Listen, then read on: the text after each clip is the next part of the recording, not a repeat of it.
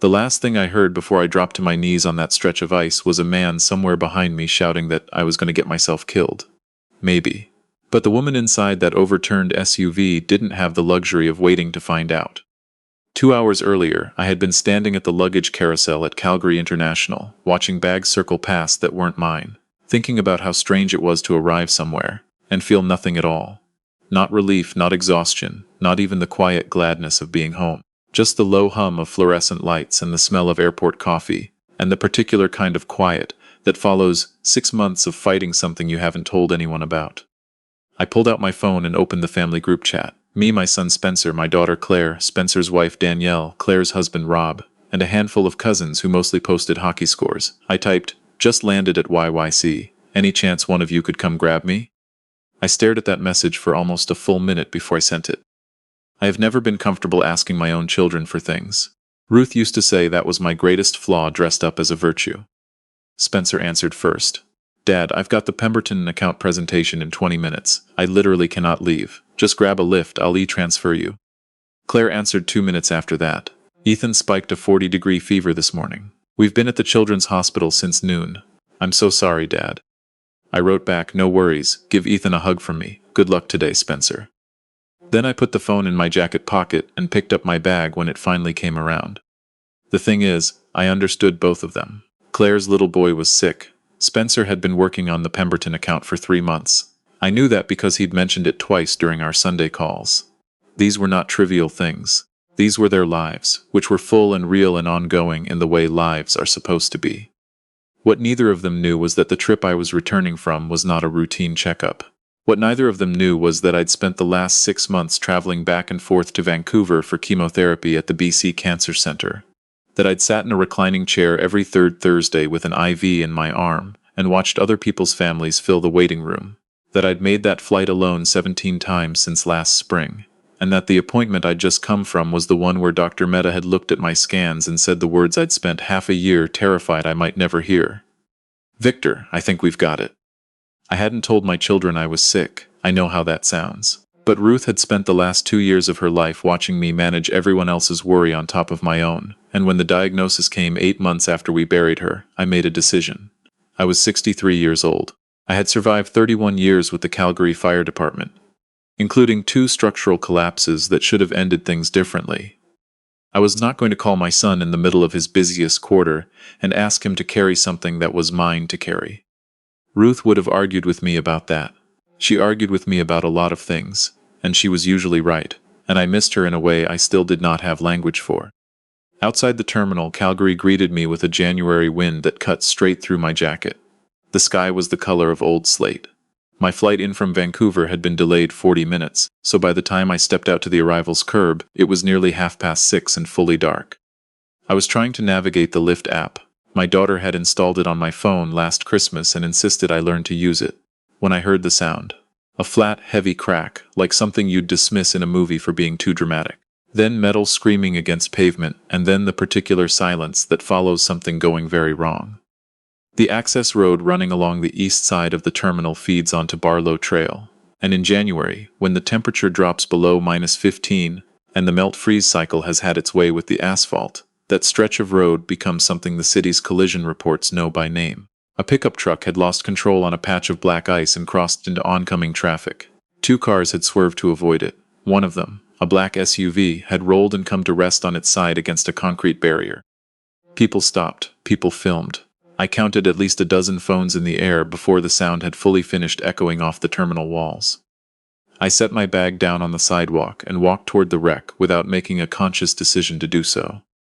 31 years of emergency response doesn't leave you when you retire, it just waits. I had spent the better part of 3 decades arriving at scenes where ordinary people had frozen in place, not from cowardice but from a very reasonable inability to know what to do next. I knew what to do next. Someone grabbed my arm. I pulled free. The SUV had come to rest with the passenger side down. The driver's window was facing up, cracked but not shattered. A woman's face appeared at it, pressing against the glass.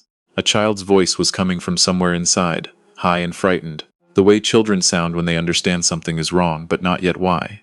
I could smell fuel, not overwhelming but present.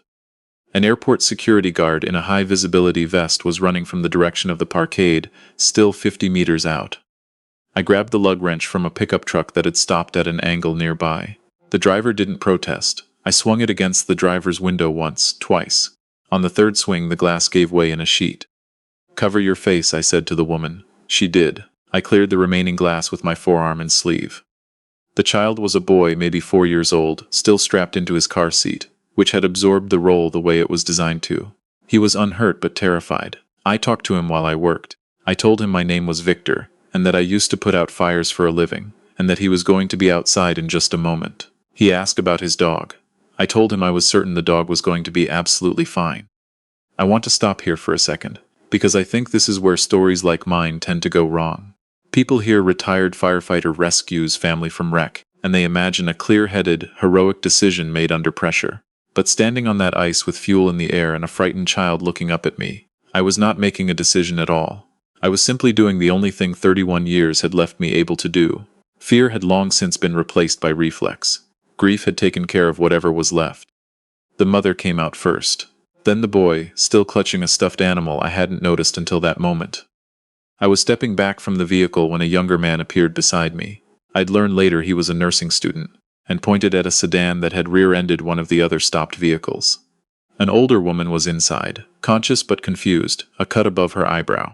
We got her out before the first 2 fire trucks arrived, sirens audible for 30 seconds before the lights appeared through the dark. A paramedic named Yusuf wrapped my hands, which had been cut more than I'd realized during the window. He had the steady, unhurried manner of someone very good at his work. "You should ride in with us," he said. "I've had worse," I told him. He gave me the look paramedics give when they've heard that sentence too many times to count. "Is someone coming to get you tonight?" I told him my son had a presentation and my daughter's boy was sick.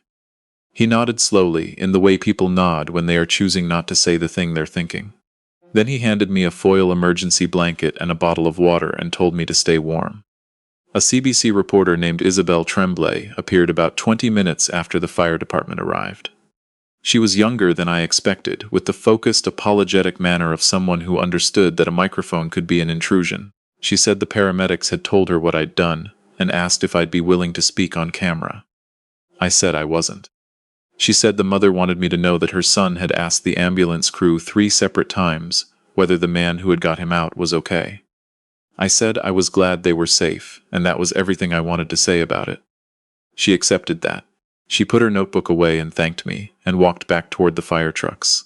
Ruth always said that the measure of a person was whether they could hear no, and move on without making it about themselves.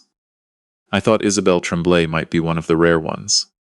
If you've ever had a stranger show you more basic decency in 5 minutes than your own family managed in a week, you already know the quiet particular ache I'm describing. Because the access road was closed for the investigation, a police officer drove me to a hotel on Barlow. One of those places built for delayed travelers and insurance adjusters. Beige carpet, clean sheets, the particular silence of rooms where nobody stays long enough to make them feel like anywhere. I sat on the edge of the bed and held the small blue notebook I'd brought to every appointment in Vancouver.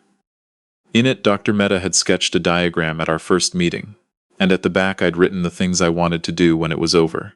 Ruth had made a list like that once, in the last year before her heart gave out, and I'd only found it after. Most of the things on hers had involved watching me sit still for once. That was when I finally let myself feel the weight of the day. Not the accident, not my hands. The fact that there was no one I needed to call to say I'd landed safely, because the person who always asked had been gone for 8 months. Across the city, Spencer had just finished wrapping up the Pemberton presentation. It had gone well, I'd learn later, when his colleague leaned over and said, "Isn't that your dad?" The CBC footage was already running on the office television behind them. Spencer stood up without excusing himself and walked to the screen, and stood there with his coat still on and his throat closed completely. At the children's hospital, Claire had been sitting beside Ethan's bed when her friend sent a link. She watched it on her phone with the volume low so as not to wake him. The caption read, "Retired Calgary firefighter pulls family from crash at YYC." She read the words, "Arrived alone following a medical appointment in Vancouver," and felt something shift beneath her, in a way she couldn't immediately name. Neither of them knew about Vancouver. Neither of them knew about the Thursday flights, or the IV chair, or Dr. Mehta, or the 6 months. They found out the next morning. Spencer had a spare key to my house. I'd given it to him years back when I'd had my knee replaced, and we'd both simply never mentioned returning it. He and Claire arrived separately around 8 and let themselves in. The house was exactly as I'd left it. Ruth's reading chair still angled toward the window, her African violets still on the sill, because I couldn't bring myself to stop watering them. The kitchen calendar still on November because I hadn't changed it since she died. Spencer made coffee. Claire opened the fridge and stood looking at it for a long moment. Dad's been living on deli containers and frozen soup, she said quietly. Spencer didn't answer. While Claire was straightening the living room, she said later her hands needed something to do. She found a fireproof document box on the shelf in the hall closet. She recognized it from her whole childhood. As far as she knew, it held insurance policies and the deed to the house. It did hold those things. It also held 17 appointment letters from BC Cancer Center in Vancouver. A printout of my RRSP withdrawal history for the past 8 months, which told a story in numbers that neither of my children had been given in words. A letter from my financial advisor flagged with a yellow sticky note in my handwriting that read, "Don't mention to S or C," and a real estate transaction summary for a lot on Sylvan Lake, the property Ruth and I had bought in our 40s, with the plan that we'd build something modest there when I retired, the plan that never became a house, because life kept being expensive in the particular way it is when you have children who need things. I had sold that lot in July to cover the gap between what insurance paid and what the treatment actually cost. I had told the kids, decided the upkeep wasn't worth it anymore. Spencer found them reading through the documents when he came in with 2 mugs of coffee. He set them down on the table without speaking. He read what Claire held out to him and sat down slowly, the way a person sits when their legs have stopped cooperating. He had cancer, Claire said. Not a question, just the sentence landing. He's been going to Vancouver alone for 6 months, Spencer said. Neither of them spoke for a while after that. Spencer found the sticky note last. Don't mention to S or C, his name abbreviated beside his sister's. He told me later that it was the handwriting that undid him. My handwriting, which he had seen on birthday cards and grocery lists his entire life, on a note about keeping a secret from the people it was being kept for. He sold the Sylvan Lake property, Claire said quietly. He and Mum always talked about building something there. I know, Spencer said. He told us he just didn't want the hassle anymore. Spencer put his face in his hands. I want to pause here because I think this moment matters more than anything that happened on that icy road. Most of us, when we imagine our parents growing older, picture a gradual and manageable process. A slowing down, a softening, a steady increase in need that gives us time to adjust. What we don't picture is that they are making decisions every single week about what to carry and what to set down quietly outside our door, so we won't trip over it. We don't picture them alone in reclining chairs in Vancouver, or driving themselves to appointments, or selling land they loved, not because they want to, but because they want us not to have to. The assumption that they are fine, that they would say something if they weren't, is the most expensive assumption most of us will ever make. It costs nothing in the moment and everything later. I agreed to speak with Isabelle Tremblay the following morning. Not because I wanted to, but because she had called back the previous evening to say the family I'd helped had asked to say thank you publicly, and I didn't feel right refusing them that. We sat in a quiet room at a community center off McKnight Boulevard. 1 camera, 2 chairs, no studio lighting. She asked about the accident. I told her only what I thought was worth saying. That in an emergency, training either takes over or it doesn't, and I was grateful mine still did. Then she asked whether my family had known I was returning home alone that evening. I had every reason in the world to answer that honestly. I could have said that my son had told me to grab a Lyft 8 months after we'd buried his mother, while I was coming home from a cancer ward. I could have let a city's worth of viewers decide for themselves what that said about anyone. Instead I said, my son had an important day at work. My daughter's little boy was sick in the hospital. They were exactly where their families needed them to be. Isabelle studied me for a moment. You don't sound resentful. I've got enough to carry already, I told her. Resentment's heavy. That one sentence, they were exactly where their families needed them to be, was the one that people clipped and shared. Not the footage from the accident. Not the image of me on the ice. That sentence, because apparently 100,000 people recognized the specific grace of someone covering for the people who had not covered for them, and it broke something open in them. Spencer watched the interview in his car in the office parking lot, and sat there for 40 minutes afterward without moving. Claire watched it on her laptop while Ethan slept, and her youngest daughter climbed into her lap halfway through, and asked why the man on the screen looked sad even though he was smiling. Claire didn't have a good answer. Most adults wouldn't have either. I came home that evening to find my porch light on. Spencer had turned it on before leaving, I realized. And somehow that small thing hit harder than I expected. 2 cars in the driveway. My children on the front steps, no phones in sight. Neither of them looking at anything except the end of the street where my headlights appeared. I want to slow down here, because I think this is the moment the whole story turns on, and I have spent enough of my life rushing past the things that matter. Spencer stood up first and reached for my bag before I'd even lifted it. It struck me that the last time he'd carried something for me without being asked, he'd been about 10 years old, and had just decided that carrying heavy things was something men were supposed to do. Claire held the door open and I noticed she'd watered Ruth's African violets. Inside, the kitchen smelled like takeout from the Thai place on 16th that we'd eaten at as a family for 20 years. Spencer had set the table. 3 places, paper napkins folded in thirds the way Ruth used to fold them badly, a habit Claire had apparently inherited without noticing. We sat down, nobody reached for a phone. Spencer said they'd found the documents. I told him I'd expected they might eventually. He asked why I hadn't told them. I said that when you've spent your whole adult life teaching your children to stand on their own, it becomes very difficult to be the one who sits down. Claire asked about Sylvan Lake, why I'd sold the lot without saying a word.